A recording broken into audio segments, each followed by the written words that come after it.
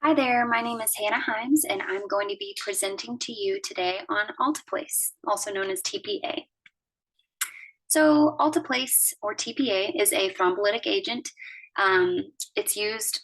It uses DNA technology as it's manufactured. The FDA has it currently approved for ischemic stroke, pulmonary embolism, acute myocardial infarction, and occluded catheters, although there are other off label uses that you may see in the hospital. So, how does this work exactly? So, first of all, the reason that you hear it called TPA is because that stands for tissue plasminogen activator. Um, Basically, it works as converting plasminogen to plasmin, and that therefore lyses the fibrin and fibrinogen, dissolving a clot and allowing blood flow to be restored to the ischemic area. Also, this medication is cleared by the liver. Medications are cleared by different ways, some by the kidney, liver, other ways, but this is by the liver.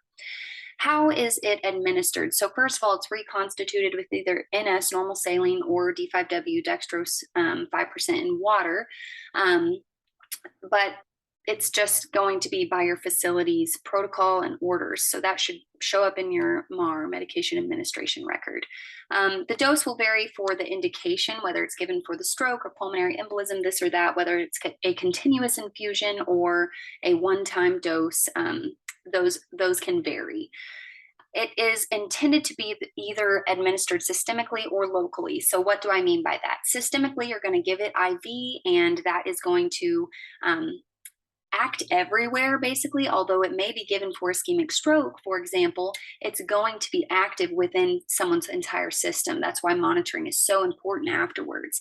It can be given locally. And examples that I have at least seen in my practice is sometimes there's a sheath that's to a targeted area that has the ischemic issue, and it may be a continuous infusion into that sheath for a period of time.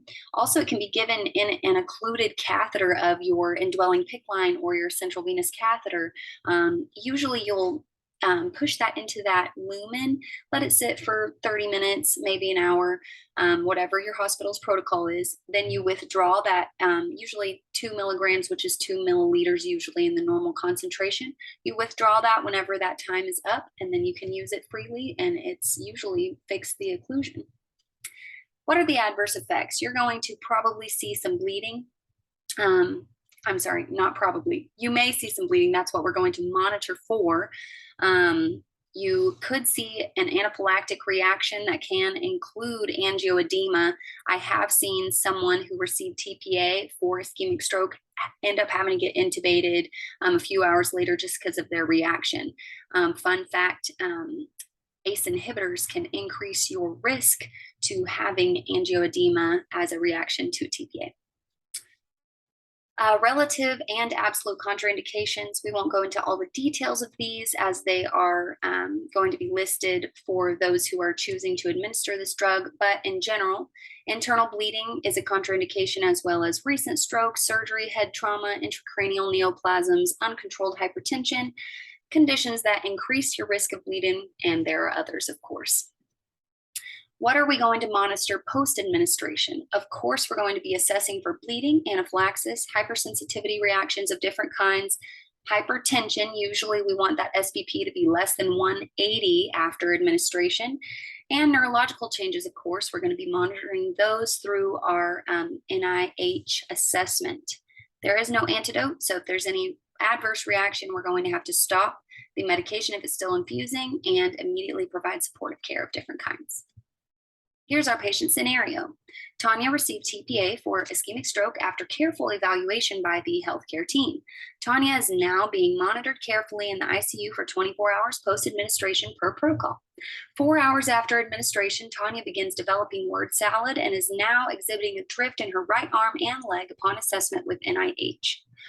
What is the priority intervention by the nurse at this time? And what does the nurse anticipate will be ordered by the provider at this time? Here's my references, and thanks so much for listening. I appreciate you all. Bye-bye.